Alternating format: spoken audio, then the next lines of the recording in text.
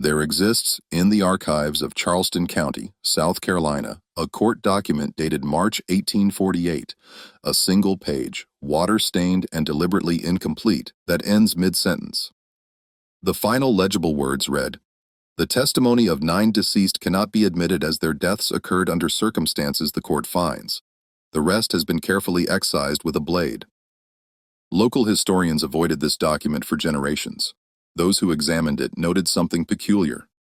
9 death certificates filed within 72 hours, all listing the same plantation as place of death, all bearing the same physician's signature and all recorded with a single word for cause: executed. The plantation ledgers from that period show 9 names crossed out in red ink on March 14, 1848. 9 men who simply ceased to exist in every official capacity. What crime warranted such swift and coordinated elimination? What testimony was so dangerous it had to be silenced before it could be spoken? The answer lies not in what these 9 men did, but in what they knew about the woman who lived in the manor house and the baron who owned them all. Before we continue with the story of Ashbourne Plantation and the trial that never finished, I need you to do something. Hit that subscribe button right now, because stories like this, stories that were meant to stay buried, they're exactly what we uncover here. And tell me in the comments, what state are you listening from? I want to know how far this story travels. What made this case particularly disturbing to those who encountered it wasn't the execution itself. Extrajudicial killings of enslaved people, though horrific, were tragically common in the antebellum South. What disturbed them was the precision. 9 men, no more, no less. The specificity suggested calculation, not rage. It suggested a secret that required exactly 9 deaths to contain. Ashbourne Plantation sprawled across 2,000 acres of South Carolina low country, 12 miles inland from Charleston proper, where the Ashley River broadened into marshland, and the air hung thick with salt and decay even in winter. The estate had been established in 1789 by the Vanderhorn family, Dutch traders who'd made their fortune in indigo before transitioning to cotton when the market shifted. By 1845, when Baron Wilhelm Vanderhorn inherited the property from his uncle, Ashbourne was considered one of the more progressive plantations in the region, a designation that meant very little beyond slightly better food rations and fewer public whippings. Wilhelm Vanderhorn was not born to the title of Baron. He'd purchased it in 1843 during a sojourn through the fragmenting German states, a vanity acquisition that nevertheless carried legal weight in certain European circles, and added a veneer of aristocratic legitimacy to his southern planter status. He was 37 when he inherited Ashbourne, a man of medium height with pale eyes that watered in bright sunlight and hands that trembled slightly when he thought no one was watching.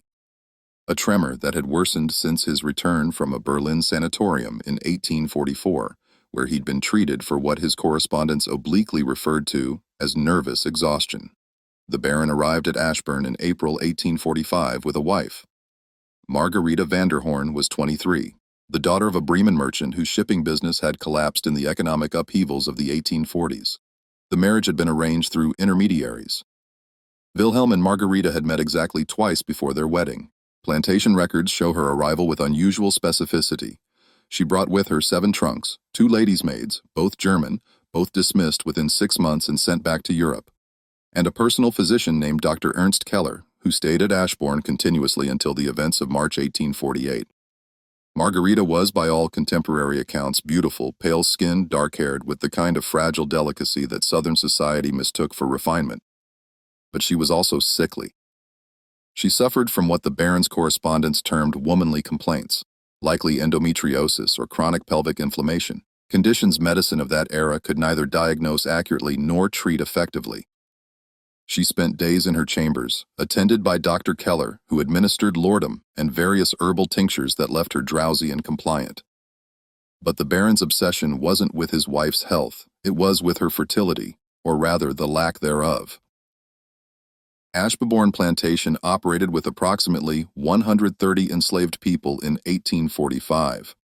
Among them, 9 men worked in what plantation records euphemistically called house service, maintenance, groundskeeping, and personal service to the Vanderhorn household. These 9 men ranged in age from 19 to 34. They were chosen not for agricultural skill, but for physical attributes, height, build, health, and what one inventory list coldly categorized as breeding quality. This was not unusual.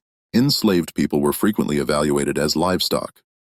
What was unusual was the Baron's particular interest in these 9 documented in his personal ledgers with measurements, health assessments, and lineage tracking that suggested he was maintaining breeding records. The 9 men were Thomas Ridley, aged 28, born on the plantation to parents sold away when he was 7. Marcus Finch, aged 23, purchased from a Virginia estate in 1844, literate despite laws forbidding it. Isaiah Brennan, age 31, a blacksmith's apprentice with distinctive scarring on his hands from forge work. Daniel Pewitt, age 26, formerly of a Savannah household, sold south after his previous owner's bankruptcy. Jacob Worth, age 22, born in Charleston, the son of a German immigrant who died in debt, resulting in his enslavement. Samuel Hoyt, age 34, the oldest, who'd attempted escape twice and bore the scars of punishment. Levi Church, age 29, a carpenter who'd built several of the plantation's outbuildings. Nathaniel Cross, aged 25, who worked the stables and could calm the most anxious horses. Robert Foster, aged 19, the youngest, who'd been at Ashburn only 8 months. These men existed in the peculiar purgatory of house slaves, better fed and clothed than field workers, but subject to closer scrutiny and more intimate forms of exploitation. They lived in a separate quarter near the main house, not in the field cabins. They ate better food. They wore livery when serving in the main house, and they understood that their proximity to power made them simultaneously privileged and endangered. The white community surrounding Ashbourne in 1845 was small and insular. The nearest neighboring plantation, Brickyard Estate, lay 4 miles east. The town of Middleton, barely a town at all, just a church, a general store, a blacksmith, and perhaps 30 families, sat 6 miles north.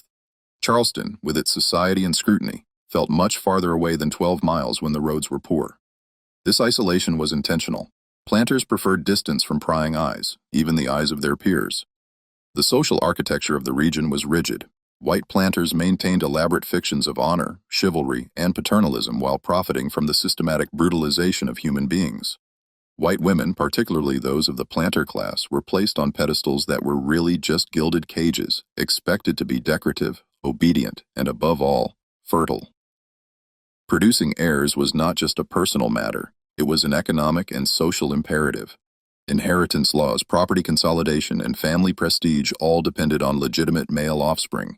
This was the world Wilhelm Vanderhorn inhabited, a world where his worth as a man was measured partly by his ability to produce an heir, and where his wife's failure to conceive reflected on both of them with increasing social urgency. By the fall of 1847, after 2.5 years of marriage, Margarita had not become pregnant. The Baron's correspondence from this period, preserved in the South Carolina Historical Society archives, though carefully redacted in places, reveals growing desperation. Letters to physicians in Charleston, Baltimore, even one to a specialist in Philadelphia, all asking the same question: what could be done about a barren wife? The responses, when they existed, recommended the usual remedies: dietary changes, less laudanum, more rest, less rest, prayer, patent medicines. One Philadelphia doctor suggested the problem might lie with the husband, a notion the Baron rejected with fury so intense his reply letter was excluded from his own papers, preserved only because the recipient kept it as a curiosity. Then, in December 1847, something changed. The overseer's logs from Ashbourne, perfunctory records of work assignments and discipline, show an unusual notation. On December 18th, Baron's orders: 9 housemen reassigned to manor service exclusively. No field work until further notice. The 9 men had been separated from the general population of the enslaved community. The winter of 1847 to 48 was mild in the low country, temperatures rarely dropping below 40 degrees even at night. The marshlands didn't freeze. They simply grew quieter. The usual chorus of insects and frogs dampened by the season's chill. At Ashbourne, smoke rose perpetually from the manor house chimneys, and lights burned in the upper windows long after decent hours. It was during this winter that the 9 men began to disappear from common view. Thomas Ridley was the first. On December 20th, he was summoned to the main house in the evening. Unusual, but not unprecedented. House slaves were often called at odd hours. What was unprecedented was that he didn't return to the quarters that night or the next night. When he finally reappeared 3 days later, he was silent, not quiet. silent in the way of someone who's seen something that language cannot capture. The other enslaved people noticed. They noticed how he moved differently, how he wouldn't meet anyone's eyes, how he flinched when the Baron's name was mentioned. Marcus Finch was next, summoned on December 27th, then Isaiah Brennan on January 3rd.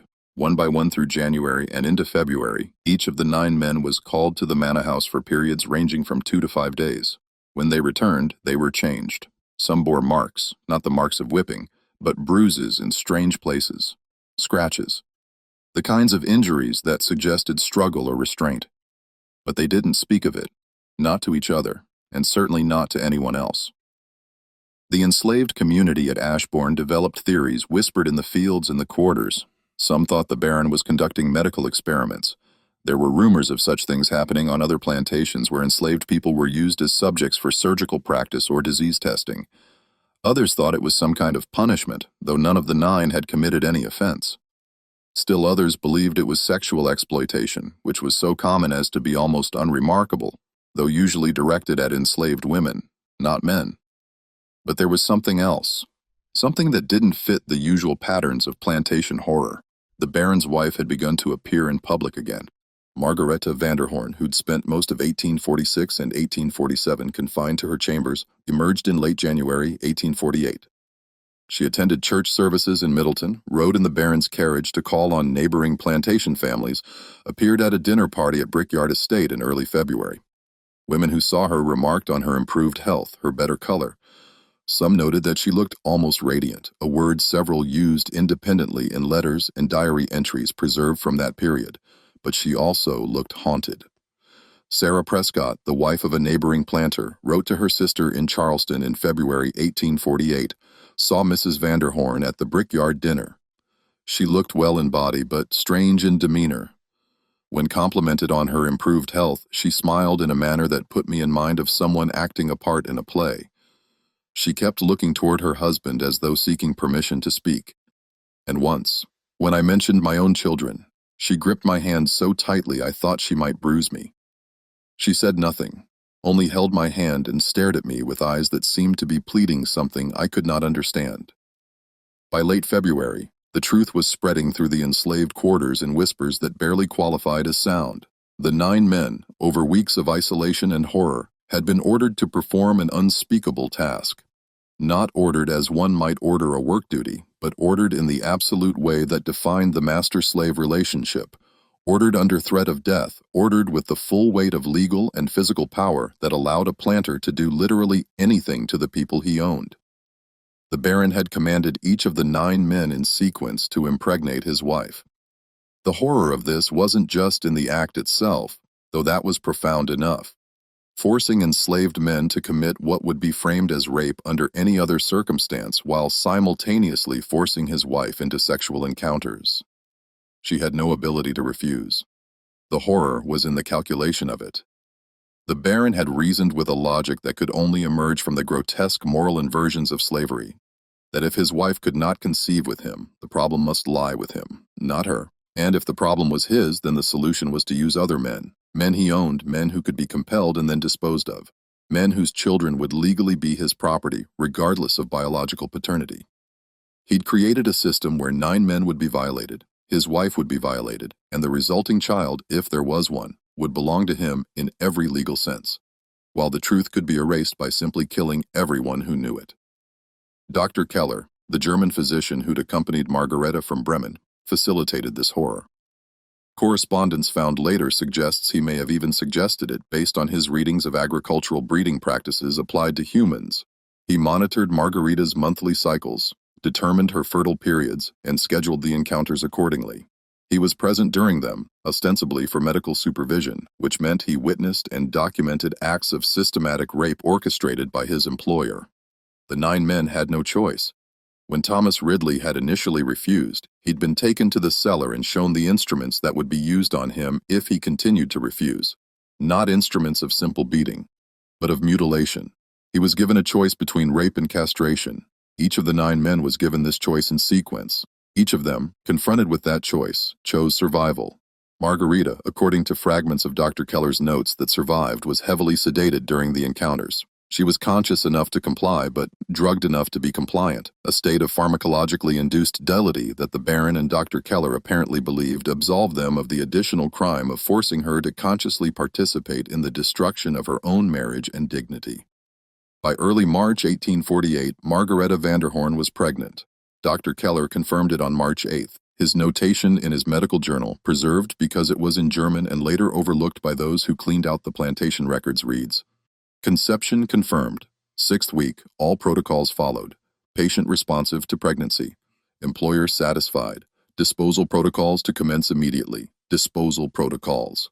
The Baron had always intended to kill them, all 9. The moment pregnancy was confirmed, the men who could identify the child's true paternity became liabilities that had to be eliminated. On March 12, 1848, the 9 men were summoned together for the first time since the nightmare had begun. They were brought to the Manoress's ground floor parlor, a room they'd cleaned and maintained, but were never permitted to occupy. The Baron stood before them, Dr. Keller beside him, and delivered what he apparently believed was good news. "Gentlemen," he said, a word he'd never used for enslaved men before, a word that should have warned them. "You have served this household with distinction. You will be rewarded."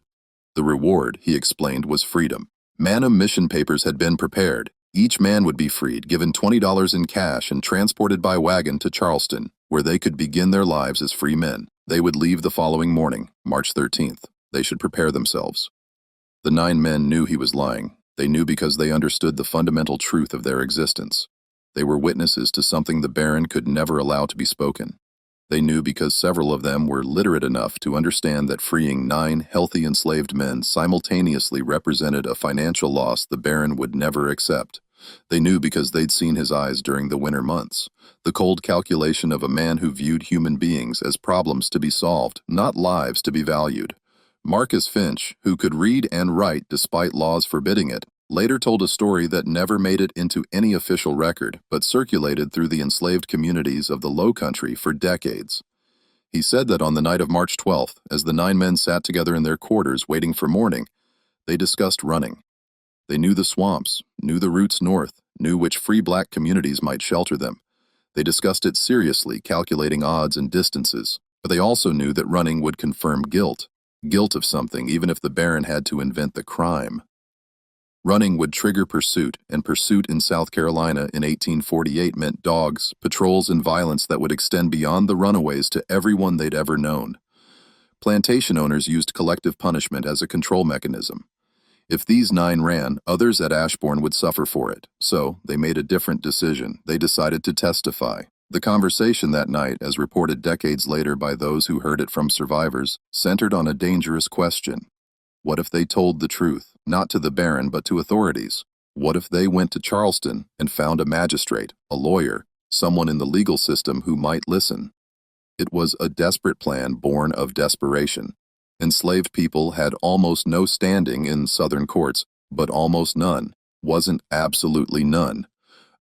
There were rare cases, very rare, where testimony from enslaved people had been admitted, particularly in cases involving white victims, or crimes that threatened the social order. And this crime did threaten the social order. The Baron hadn't just raped his slaves, he'd used them to rape his wife. He'd corrupted the sanctity of white womanhood, the cornerstone fiction of Southern society. If that came to light, it would be a scandal that could destroy even a man of his wealth and title. The 9 men reasoned that if they could reach Charleston together, if they could tell their story in a public way that made it impossible to ignore, they might survive. The Baron couldn't kill them on the streets of Charleston without consequences. He couldn't make 9 free men disappear in a city without questions being asked. It was a terrible plan, dependent on systems and institutions that had shown themselves to be fundamentally hostile to black testimony, but it was the only plan they had. They were scheduled to leave for Charleston at dawn on March 13th. They never made it to the wagon. Disinvolvement dummy stereo. At approximately 4 o'clock in the morning on March 13th, 1848, while the plantation still slept, and the sky was the particular purple-black that comes just before dawn, 7 white men arrived at Ashbourne Plantation on horseback. They came from Middleton and from Brickyard Estate, planters and their adult sons, men who were the Baron's peers and, in some cases, his friends. They'd been summoned the previous evening by urgent messages delivered by the Baron's personal courier. The messages, which no longer exist but were referenced in later correspondence, apparently spoke of a plot.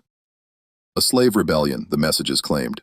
9 men planning to murder the family and burn the plantation. The Baron had discovered the plot, the messages said, through an informant. He needed help containing the situation before dawn when the conspirators planned to strike. This narrative, slave rebellion plots, was the ultimate fear of every plantation owner, the nightmare that justified their most extreme violence. Whether the 7 men who responded to the Baron's call believed the story or merely agreed to participate in something they understood was a fiction didn't matter. They came. They came armed. The 9 men were dragged from their quarters before sunrise, not arrested. Slavery didn't require arrest, not charged. Slavery didn't require charges. They were simply taken, bound, and brought to an area behind the main house where the property sloped down toward the marshland, and 3 live oak trees stood in a rough triangle, their branches spreading wide and strong enough to support weight. What happened next was execution as performance, execution as social ritual. This wasn't hidden violence in a cellar. It was public, deliberate, and witnessed. The other enslaved people at Ashbourne were forced to watch. This, too, was standard practice. Public punishment served as warnings, as demonstrations of power, as reminders of what happened to those who stepped out of line. But something went wrong with the Baron's script. As the ropes were being prepared, Thomas Ridley began to shout. Not pleased for mercy, those were expected and usually ignored. He shouted testimony. He shouted the truth about what had been done to them, about the Baron's wife, about the pregnancy, about the systematic rape orchestrated by the man who now claimed they'd plotted rebellion. The other 8 joined him. They shouted over each other, their voices carrying across the plantation in the dawn air. They named dates, described the room where it happened, described Dr. Keller's presence, described Margarita's drugged compliance. They made sure everyone heard. The enslaved people watching heard. The 7 white men who'd come to help heard. And somewhere in the manor house, windows closed abruptly as Margarita heard her violation shouted for the world to know. The Baron's response was to accelerate the executions. The historical record becomes fragmentary, airy here, which is itself telling. No official report was filed. The local sheriff based in Middleton was informed after the fact and made a notation in his log. Baron Vanderhorn reports suppression of slave rebellion at Ashbourne. 9 conspirators executed. No white casualties. Matter resolved. That's it. That's the entire official documentation of 9 men's deaths. But other evidence exists. Letters between planters in the weeks following March 13th contain oblique references to the situation at Vanderhorn's place and questions about whether such measures were necessary. One letter from a Charleston lawyer named Edmund Berkeley to his brother, a planter in Georgia, dated March 20, 1848, is more explicit. The Vanderhorn affair has created considerable disc. The manner of it was public enough to generate talk, and the claims made by the deceased, while preposterous on their face given the source, are salacious enough to have achieved some circulation. Several families have declined social invitations from the Baron. I am told his wife has taken to her chambers and will receive no visitors. The 9 men were buried in unmarked graves somewhere on Ashbourne property. Plantation records show the burial location as South Marsh Boundary, a designation that covered several hundred acres of wetland.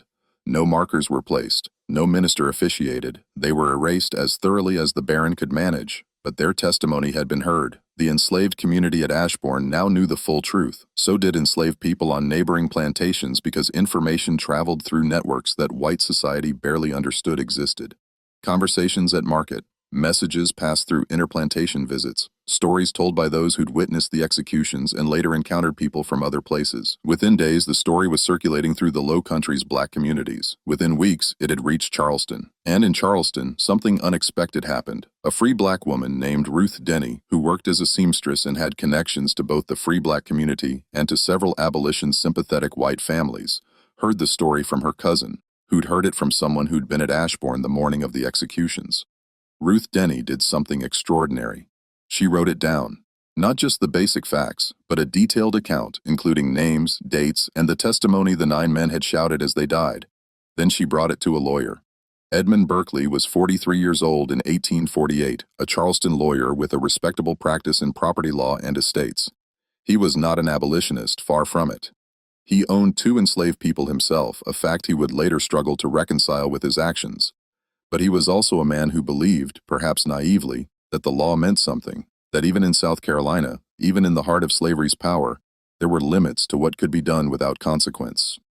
When Ruth Denny appeared at his office on March 25, 1848, he initially refused to see her. Free black people were permitted to engage lawyers for limited purposes, but a woman seeking to bring charges against a white planter on behalf of dead slaves, that was not only unprecedented, it was dangerous. But Ruth Denny didn't leave. She waited outside his office for 3 hours. And when he finally agreed to speak with her, she presented him with something he couldn't dismiss, a written account in careful handwriting of events that, if true, constituted crimes, even under South Carolina law. The law was complicated and contradictory.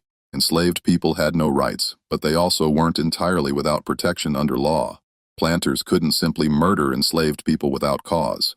There had to be at least a pretense of justice, a claim of crime and punishment. The Baron had provided that pretense. Rebellion conspiracy. But if the rebellion conspiracy was false, if it could be proven that the 9 men were killed not for plotting against the Baron, but for knowledge they possessed, then the Baron had committed murder. 9 counts of it. Moreover, if the story Ruth Denny related was true, the Baron had committed what some courts might consider rape against his own wife. Not a crime under most interpretations of the law, since wives couldn't legally refuse their husbands, but combined with the forced impregnation scheme, it created a moral offense that even pro-slavery society found disturbing. Berkeley agreed to investigate. He did this, he later wrote, not out of any sympathy for enslaved people or opposition to slavery, but because the rule of law must mean something, or we descend into barbarism, which even our peculiar institution must not become. His investigation led him to Ashbourne Plantation in early April 1848. The Baron received him with hostility barely concealed beneath social courtesy. Berkeley, claiming to be following up on routine legal matters related to the estate, asked questions about the executions. The Baron's answers were curt. The slaves had plotted rebellion. He'd discovered it. He'd acted swiftly to protect his family and property. It was all perfectly legal. The men were his property. He disposed of them as the law allowed, and the testimony they gave as they died, Berkeley asked. The claims about your wife? The Baron's face went blank. Lies of desperate men attempting to sow discord. I give them no credence, and neither should anyone else. Several witnesses heard these claims. Free men, white men who were present at your request, and every one of them understands that enslaved people will say anything when facing punishment. Their words have no weight. Berkeley then asked to speak with Margarita Vanderhorn. The Baron refused. She was unwell, he said, confined to bed under Dr. Keller's care. She could not receive visitors. She is also a witness to the events in question, Berkeley said carefully. If the slave's claims were false, her testimony would refute them definitively. My wife, the Baron said, and his voice carried a coldness that Berkeley later described as absolute, will not be subjected to questions about lies told by animals who committed treason against this household. I will not have her name dragged through filth by a legal proceeding that should never exist. If you persist in this, Mr. Berkeley, you'll find that men of influence in Charleston have long memories. It was a threat, delivered politely, and it should have ended there. But Berkeley made a crucial discovery. In reviewing public records at the Charleston courthouse, he found something the Baron hadn't anticipated. Dr. Ernst Keller's physician's license application from 1845, which included references and correspondence. Among them was a letter from a Berlin medical facility where Keller had trained. The letter described Keller's particular area of study, applied genetics and breeding optimization in mammalian species with theoretical extensions to human improvement, eugenics before it was called eugenics, the medical pseudoscience that would later explode into full horror in the next century, but which already existed in embryonic form in the 1840s among certain European medical circles. Berkeley also found records of Keller's purchases from Charleston apothecaries. Large quantities of laudanum, chloral hydrate, and several other sedatives, far more than would be needed for one patient, unless that patient was being kept perpetually drugged. Armed with this, Berkeley did something extraordinary. He filed a formal complaint with the Charleston County Court, requesting an inquest into the deaths of 9 enslaved people at Ashbourne Plantation on grounds that their execution may have been carried out to conceal crimes committed by Wilhelm Vanderhorn against his wife and against the deceased. The filing of this complaint on April 18, 1848 created an immediate scandal. Charleston society divided sharply. Some planners were outraged that one of their own was being questioned on the word of enslaved people and a free black woman. Others, particularly those with daughters or wives, found the allegations disturbing enough to warrant investigation, not out of concern for the enslaved men, but out of concern for what it might mean if planters could do such things to white women with impunity. The court, under pressure, agreed to hold a preliminary hearing, not a trial. Enslaved people couldn't testify in trials against white people, but a hearing to determine if sufficient evidence existed to warrant further investigation.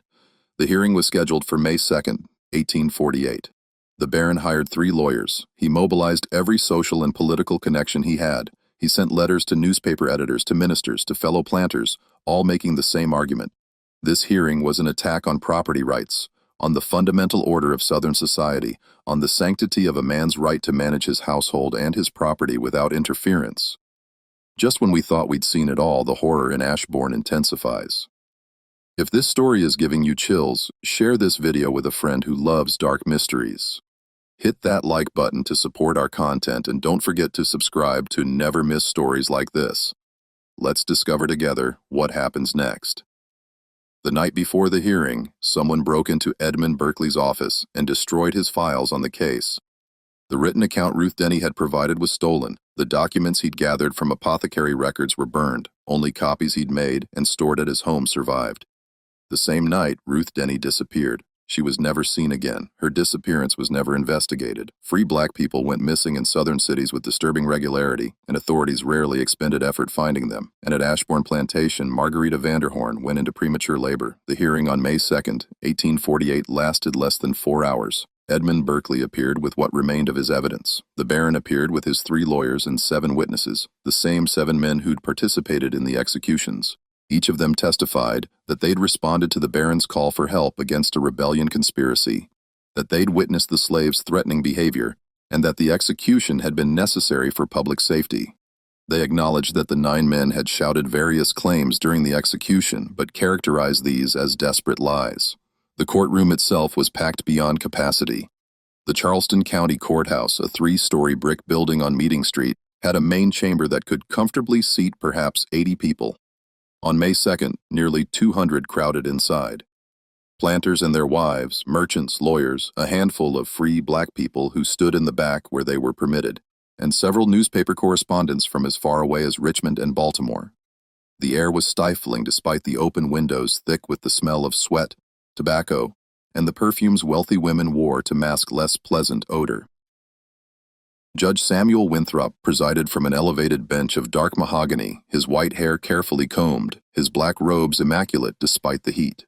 He was known as a fair man within the narrow confines of what fair meant in South Carolina in 1848, which is to say he followed the law as written, and the law as written protected property above all else. The Baron's lead attorney, Clayton Merrick, was 56 years old and had defended planters in similar cases for 3 decades. He was tall, silver-haired, with a voice that carried authority and contempt in equal measure. His opening statement lasted 40 minutes and focused entirely on property rights. "This hearing," he said, pacing before the judge's bench, "is predicated on a dangerous precedent that a man's management of his own property, his lawful, documented property, can be questioned based on the dying words of criminals caught in conspiracy. If we allow this, gentlemen, where does it end? Can any slave facing punishment simply accuse his master of invented crimes and expect the courts to grant credence? The fabric of our society depends on order, and order depends on the authority of property holders to manage their holdings without interference based on the word of cattle." Edmund Berkeley's counter-argument was more measured, more careful. He stood at a simple wooden table, his remaining documents spread before him, and spoke for perhaps 20 minutes. "This court is not being asked to take the word of enslaved people over that of a white planter. This court is being asked to examine whether the circumstances surrounding 9 simultaneous executions suggest crimes that warranted those executions or crimes that motivated them. I have evidence incomplete due to recent theft and destruction that suggests Baron Vanderhorn orchestrated a scheme that violated not just moral law, but the boundaries of acceptable conduct even within our peculiar institution. Evidence that indicates the rebellion conspiracy was fabricated after the fact to justify executions planned in advance." "What evidence?" Judge Winthrop asked. "Presented." Berkeley presented what he had. Copies of apothecary records showing Dr. Keller's purchases of sedatives in quantities far exceeding normal medical practice. A deposition from a Charleston merchant who'd sold the Baron 9 sets of iron restraints in January 1848. Not the usual plantation restraints used for punishment or control of field workers, but smaller restraints, the kind used in medical or psychiatric facilities. Testimony from a free black carpenter named Moses Green, who'd been hired to install heavy locks on the interior of a ground-F floor or room at Ashbourne in December 1847. Locks that secured from the outside. These are circumstantial fragments, Merrick objected. They prove nothing except that a household purchased medical supplies and made security improvements. They establish a pattern, Berkeley countered, a pattern of preparation for something that required sedation, physical restraint, and containment combined with the testimony, yes, the testimony of enslaved men, which I acknowledge cannot be admitted as evidence under our law, but which was heard by multiple witnesses, including the 7 gentlemen present today. It suggests a coordinated effort to use enslaved men for purposes that had nothing to do with rebellion and everything to do with the Baron's private obsessions. The 7 witnesses were called one by one. Each told essentially the same story. They'd received urgent messages from the Baron on the evening of March 12th describing a rebellion plot. They'd responded as neighbors and fellow planters would, arriving before dawn to help suppress the threat. They'd witnessed the 9 men being brought out, witnessed their execution, and heard their shouted claims. What exactly did they claim? Berkeley asked during his cross-examination of James Hartwell, a planter from Brickyard Estate. Hartwell shifted uncomfortably. He was 42, thick-necked with hands scarred from years of plantation management. They said they claimed the Baron had forced them to be with Mrs. Vanderhorn for breeding purposes. They claimed it was done over weeks under threat and that the Baron planned to kill them to hide it. And what was your reaction to these claims?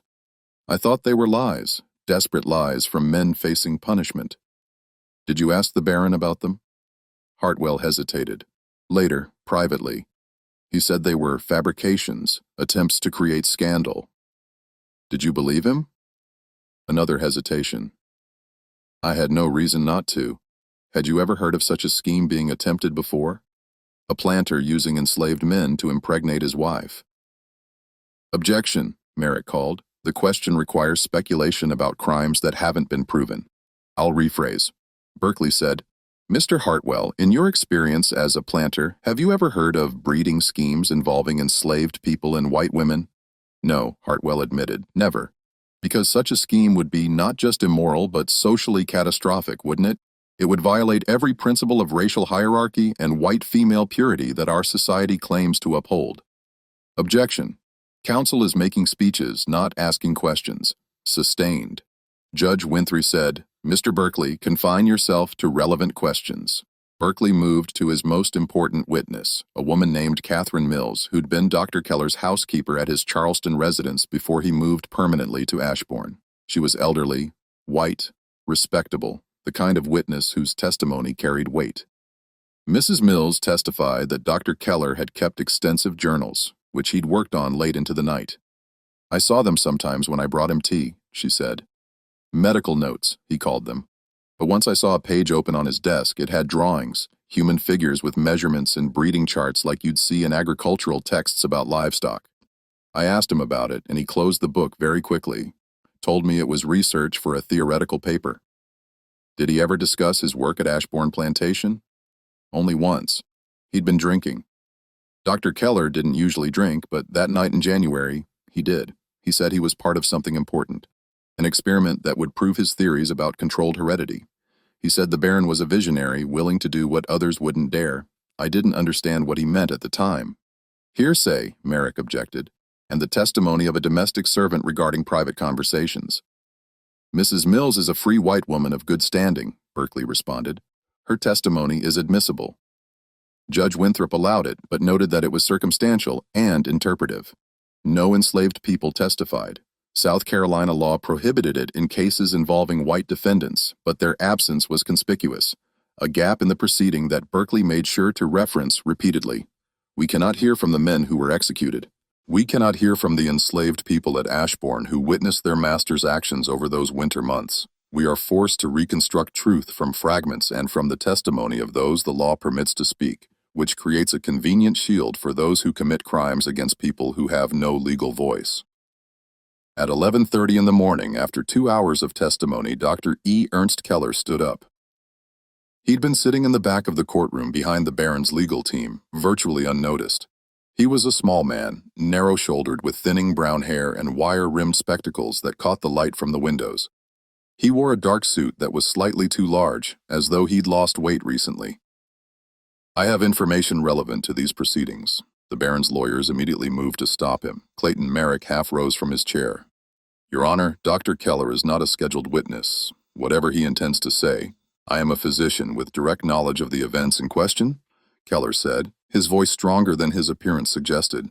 "I have medical records that document treatments, conditions, and actions taken at Ashbourne Plantation from 1845 to the present. I request permission to testify." Judge Winthrop studied him for a long moment. "You understand that anything you say may be used against your employer?" "I understand. And you understand that violating physician-patient confidentiality can result in professional consequences?" "I understand. I also understand that 9 men are dead and their deaths are on my conscience as much as anyone's." The courtroom, which had been buzzing with conversation, went silent. "Very well," Judge Winthrop said. "Approach the witness stand." What Keller said over the next 45 minutes was recorded by 3 different court reporters and later cross-referenced. The accounts match almost perfectly, which suggests either extraordinary accuracy or coordination, though given the explosive nature of the testimony, accuracy seems more likely. Keller began by establishing his credentials. Trained in Berlin, specialized in reproductive medicine and what he called hereditary science, the study of how traits passed from parents to children. He'd been hired by Margarita's father in 1845, specifically to address her reproductive difficulties, which were never clearly diagnosed but presented as chronic pelvic inflammation that made conception unlikely. "When I arrived in South Carolina with Mrs. Vanderhorn," Keller testified, "I believed my role would be therapeutic to treat her condition, improve her health, and hopefully enable her to conceive naturally. The Baron, however, had different interests." "What interests?" Berkeley asked. "He was obsessed with heredity. He'd read European texts on animal breeding and believed the same principles could be applied to humans. He wanted an heir, but he had doubts about himself, about his capacity to father healthy children. He believed his family line carried weaknesses. There was insanity in his background, a cousin who died in an asylum, an uncle with severe melancholia. He feared passing these weaknesses to offspring. So what did he propose?" Keller removed his spectacles and cleaned them slowly, a gesture that seemed designed to give him time to gather courage. "In late 1845, he asked me if it would be theoretically possible to impregnate his wife using another man's seed. Not through direct contact, he found that idea repellent, but through medical intervention. I told him it was theoretically possible, but ethically unthinkable. He asked me to consider it anyway to research methods." "And did you?" "I did. I convinced myself it was purely theoretical, academic curiosity. But in 1846, the Baron's requests became more specific. He wanted to know if his wife could be made temporarily infertile through chemical means, then made fertile again when desired. He wanted control over conception. Why would he want that? Because he was planning something he needed time to prepare. He asked me to administer compounds that would prevent conception, not permanently, but reliably, herbal preparations, certain chemicals. I did this, God forgive me, for nearly a year. I told Mrs. Vanderhorn I was treating her inflammation. She trusted me." The Baron, sitting at the defendant's table, had gone pale. His lawyers were whispering urgently to him, but he sat motionless, staring at Keller with an expression that several observers later described as murderous. In December 1847, Keller continued, "The Baron revealed his full plan. He'd selected 9 enslaved men based on physical and mental characteristics he considered superior. He intended to use them in sequence to impregnate his wife while she was sedated. The child would be legally his, genetically improved according to his theories, and the men would be eliminated afterward to ensure secrecy." The courtroom erupted. Judge Winthrop had to gavel for order repeatedly. Several women left the room. 2 planters stood and shouted that this was a fabrication, an abolitionist conspiracy. The Baron's lawyers were on their feet, objecting, demanding Keller be held in contempt, demanding the testimony be struck from the record. Judge Winthrop, visibly shaken, called for a 30-minute recess. When the hearing resumed, Keller was asked to continue. He described the winter of 1847 to 48 in clinical detail. How each man was brought to a specific room on the ground floor of the Mana house. How Margarita was given increasing doses of laudanum and chloral hydrate to keep her in a state of semi-consciousness. How he monitored her cycles to determine optimal timing. How the Baron supervised the entire process. I told myself I was conducting medical research, Keller said, and his voice finally broke. I told myself I was advancing scientific understanding of heredity, but I was facilitating rape, multiple rapes. I was drugging a woman into compliance and enabling the violation of men who had no choice in the matter. And when Mrs. Vanderhorn conceived in early March, I knew what would happen to those 9 men. I knew, and I said nothing. Why are you saying something now? Berkeley asked. Because they died telling the truth. Because Thomas Ridley looked at me as they put the rope around his neck and said, "You know what was done? Because I am complicit in evil that I can no longer pretend was science. And because the Baron plans to do it again." That statement, plans to do it again, caused another uproar. Explain, Judge Winthrop demanded. Mrs. Vanderhorn lost the child. It was stillborn.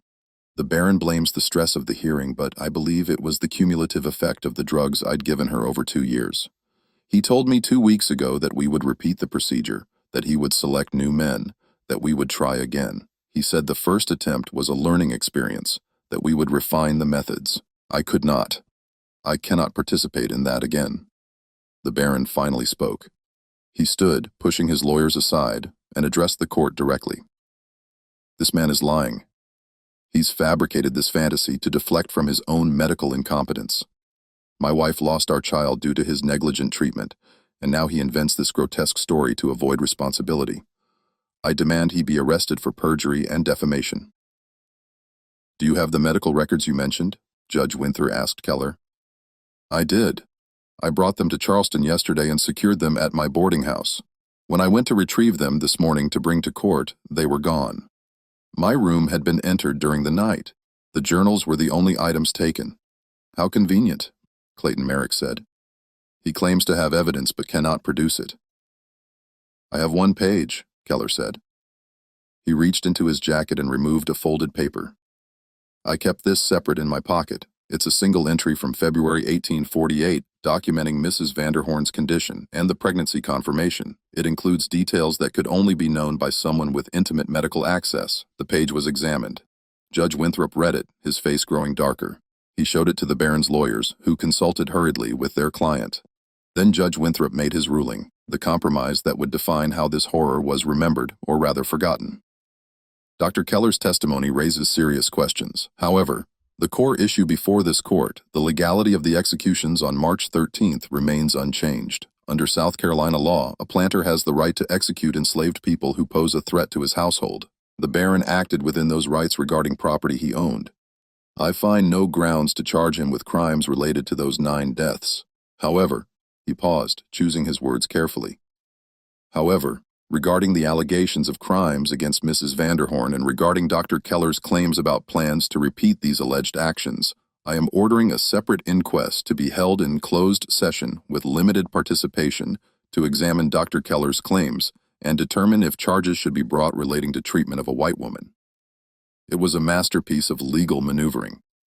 The 9 men's deaths would stand as lawful, but the door was opened slightly carefully to investigate the Baron's treatment of his wife. It acknowledged that something terrible had happened without overturning the racial and property hierarchies that the system depended on. The transcript of the hearing ends with this notation written in the court reporter's careful script.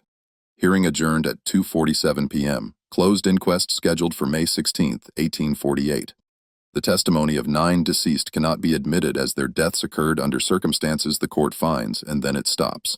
The rest of the page has been carefully removed with a blade, leaving a clean edge where words once existed, because that night, May 2nd, 1848, everything that might have led to justice was systematically destroyed. Dr. Ernst Keller left the courthouse and returned to his boarding house on Queen Street. He ate dinner alone in the common room. The landlord remembered this because he'd seemed agitated, barely touching his food. He retired to his room at approximately 8 o'clock. At some point during the night, he died. The official report filed by the city coroner listed the cause as heart failure. Keller was 39 years old with no history of cardiac problems. The examination was perfunctory, a visual inspection, no autopsy. The coroner who signed the report, Dr. Marcus Webb, was a regular guest at the Baron's Charleston townhouse and had financial connections to several planter families. Kella's room was found neat, his possessions organized with one glaring absence. His medical journals, which he'd mentioned were stolen, remained missing. Also missing was the single page he'd presented in court as evidence. The landlady swore she'd heard no disturbance during the night, seen no visitors entering or leaving. Edmund Berkeley's house was burglarized the same night. The break-in occurred between 11 p.m. and 2 a.m. while Berkeley was sleeping. He was struck on the head brutally with something heavy and left unconscious in his study. His wife found him at dawn surrounded by ransacked papers. Every document related to the Ashbourne case was gone. The copies he'd made of apothecary records, the depositions, his notes from interviews, all of it taken. The injury to Berkeley's skull fractured his temporal bone and caused bleeding in his brain. Doctors treated him, but he never fully recovered. He suffered severe headaches, memory problems, and a gradual decline that would kill him in 1850. In his lucid moments, he tried to reconstruct the case from memory, but without documentation, without witnesses, without even the transcript that would later be partially destroyed, he had nothing solid to work with. And at Ashby-Bourne Plantation, in the early hours of May 3rd, Margarita Vanderhorn went into premature labor. She was 6 months pregnant. The child, a boy, was born alive but died within hours. The birth was attended only by a midwife from Middleton, Dr. Keller being dead and the Baron. No detailed records were kept.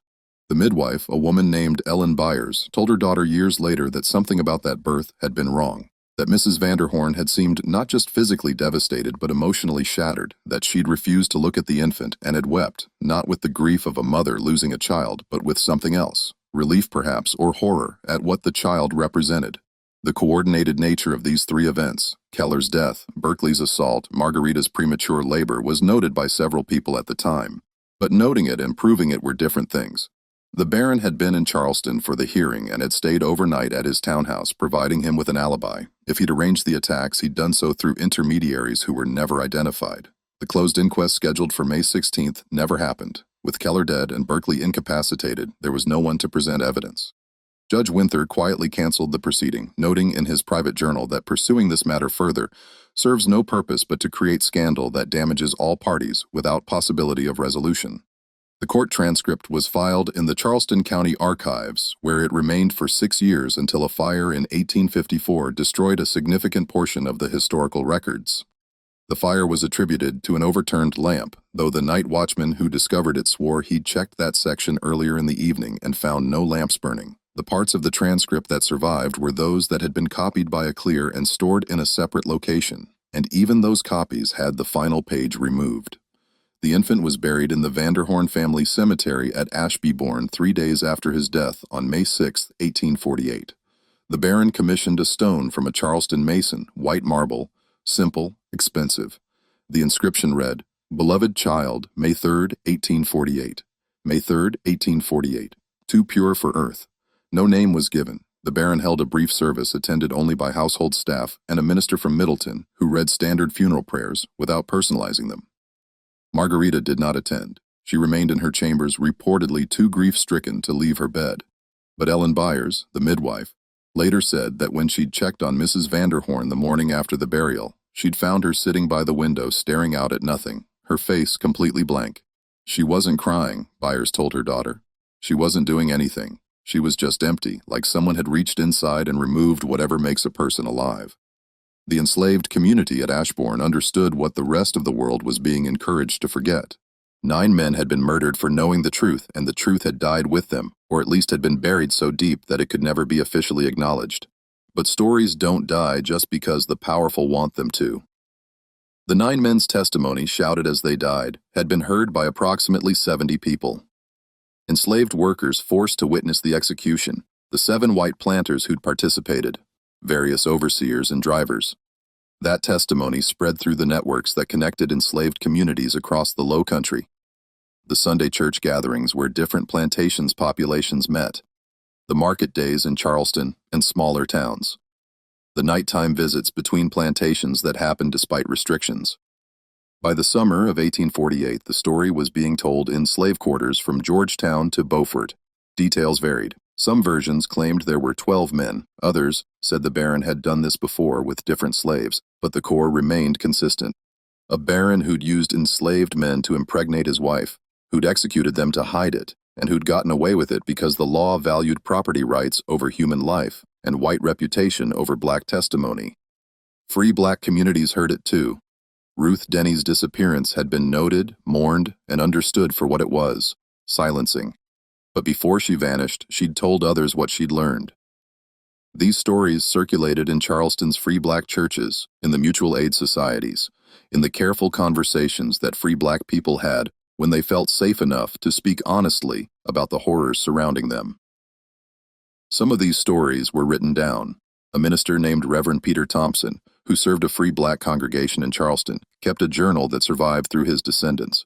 An entry from July 1848 reads, "Heard again the story of the 9 men at Ashbourne. Sister Ruth, who brought this testimony to light, has not been seen in 3 months. We fear the worst." The story itself confirms what we have always known, that slavery corrupts everyone it touches, that there is no floor to the degradation it produces, that white society will protect its own no matter what crimes they commit. I pray these men are remembered. I pray their names are not forgotten. Thomas, Marcus, Isaiah, Daniel, Jacob, Samuel, Levi, Nathaniel, Robert. 9 men who told the truth and died for it.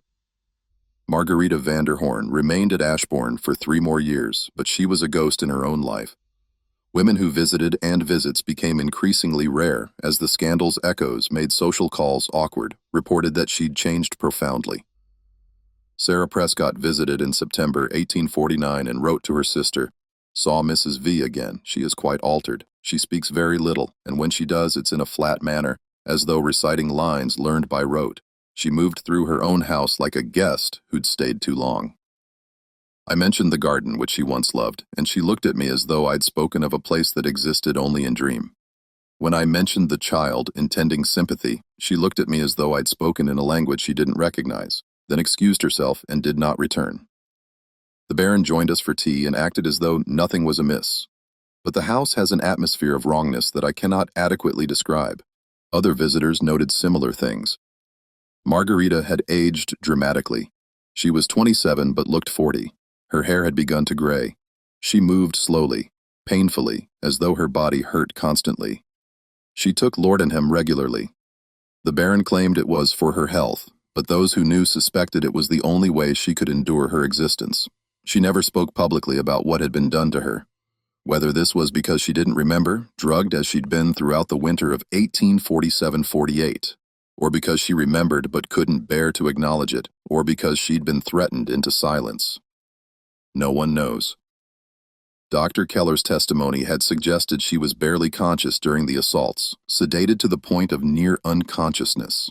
It's possible she never fully understood what had happened to her or never allowed herself to fully understand it, but her body understood, her mind understood, and slowly she faded. In 1851, Margarita contracted what was diagnosed as consumption tuberculosis, but the diagnosis was made without thorough examination based mainly on her wasting appearance and persistent cough. Modern medical historians who've reviewed the fragmentary, airy records suggest she may have suffered from severe depression, possibly what we'd now recognize as post-traumatic stress disorder, combined with the long-term effects of chronic opiate use. Her death on November 14, 1851, at age 29, was attributed to consumption, but the speed of her decline suggests she may have simply given up, stopped eating, stopped fighting to remain in a life that had become unbearable. She was buried next to the unnamed infant in the Vanderhorn family cemetery. The Baron commissioned an elaborate headstone, white marble carved with angels and flowers, inscribed with Margarita Vanderhorn, 1822-1851, beloved wife. Her gentle spirit has found peace. The hypocrisy of that inscription, beloved wife, was apparently lost on no one except the Baron himself. After Margarita's death, the Baron's social standing began a slow collapse. The scandal had never been officially acknowledged, but it had spread through Charleston society in whispers. Invitations to social events decreased, business relationships soured, other planners found reasons to avoid him. By 1852, the Baron was largely isolated, managing Ashbourne alone, rarely coming to Charleston except for necessary business. In 1853, apparently unable to tolerate solitude, and perhaps genuinely believing he could restart his life. The Baron remarried. His second wife was Anne Elizabeth Hartwell, 22 years old, from a Virginia planter family that had fallen on hard times financially. The marriage was arranged through intermediaries. Anne's father needed money. The Baron offered a generous settlement, and Anne herself had little say in the matter, which was common for women of her time and class. They had no children. Whether this was because the Baron was indeed infertile as he'd feared, or because Anne somehow prevented conception, or because their marriage was never consummated, or simply because conception didn't occur, the records don't say. What is recorded is that Anne spent most of her time in Charleston, maintaining a separate residence there, visiting Ashbourne only occasionally. The marriage was one in legal name only. The Baron lived at Ashbourne increasingly alone, managing the plantation with a series of overseers who never lasted long. Enslaved people who'd been at Ashbourne during 1847 to 48 were gradually sold away. Whether because they knew too much or because the Baron couldn't bear their presence, the effect was the same. By 1860, almost none of the original population remained. When the Civil War came in 1861, Ashbourne Plantation continued operating, though with difficulty as young white men left for the Confederate Army and the labor force became harder to control. The Baron was too old to fight. He was 53 in 1861, and his health had been declining for years. The tremor in his hands had worsened. He suffered from severe headaches, digestive problems, and what contemporaries called melancholia. In 1865, as the war ended and Sherman's forces moved through South Carolina, Ashbourne Plantation was occupied by Union soldiers. The Baron remained in the main house, nominally protected by military order against looting or violence, though this protection was inconsistently enforced. On April 23, 1865, the Baron was found dead in his study. The Union medical examiner who investigated ruled it suicide. A single pistol shot to the head, the weapon found near the body, powder residue on the Baron's right hand. But the circumstances were ambiguous enough that some suspected murder.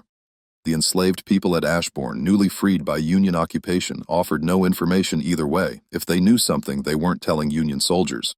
The Baron's will, filed in Charleston, left Ashbourne to Anne Elizabeth, who'd remained in Virginia throughout the war. She never returned to South Carolina. She sold the plantation property through intermediaries in 1866 to a Baltimore investment company that planned to use it for cotton cultivation with free labor. That plan failed. The plantation was abandoned by 1868. Freed people who'd once been enslaved there refused to work the land even for wages. They called it cursed, haunted by the 9 men who died there. White workers wouldn't stay either. The isolation, the atmosphere of the place, something kept driving them away. The main house stood empty for 3 years. On the night of March 13, 1871, exactly 23 years after the 9 men's execution, the house burned. The cause was never determined. No one lived within 3 miles of it. No lightning storms were reported that night. The fire was discovered only when neighbors saw smoke the next morning. By the time anyone reached Ashbourne, the main house was ash and chimney stacks. The fire had been so hot and complete that little remained except the foundation and some melted glass. Some people whispered it was divine justice.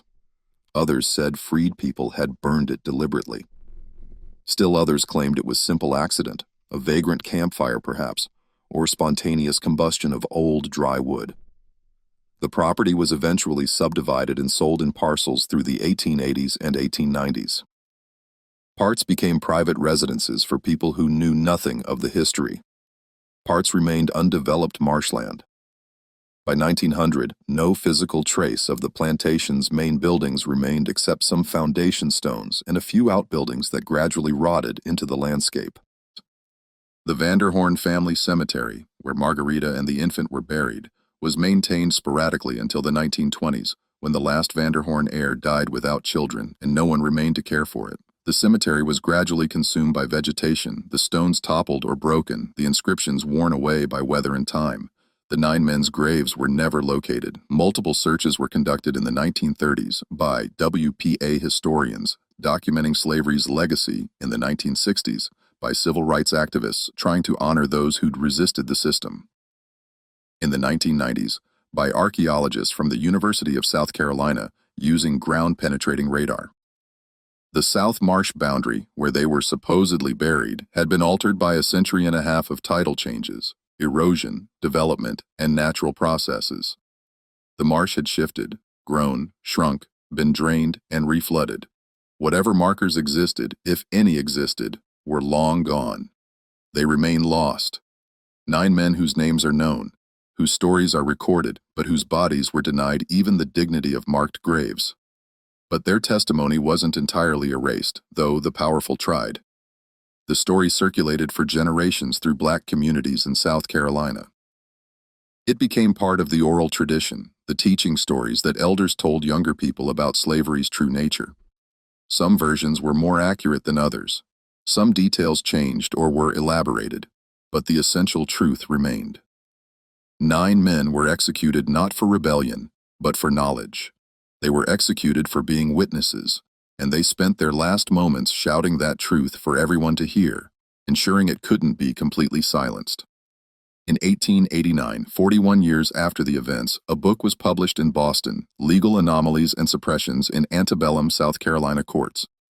The author was listed as a Southern lawyer, anonymous, which was common for works that criticized Southern practices during this period of reconciliation between North and South. The book included a brief section about an 1848 case involving allegations of forced breeding practices on a Charleston area plantation. The account is only 3 paragraphs long, but it's remarkably accurate given that most records had been destroyed. It mentions a baron, 9 enslaved men, a hearing, and systematic efforts to suppress evidence. It concludes, records of this matter were deliberately destroyed or removed from archives. What remains suggests a systematic effort to eliminate evidence of crimes that threatened not just one planter's reputation, but the fundamental pretenses upon which plantation society rested. That slavery was paternalistic, that white women were protected and honored, that the system had moral boundaries it would not cross, that there were lines even the most brutal masters would not transgress. This case proved those pretenses were lies, complete and absolute lies. It proved that slavery's essential logic that humans could be property, that they could be owned and used without moral limitation, inevitably led to horrors that even slavery's defenders found difficult to justify. And so the case itself had to become a lie, had to be erased so thoroughly that even its erasure would be forgotten. But we must remember, we must bear witness to those who bore witness. The 9 men who died at Ashbybourne in March 1848 deserve that much.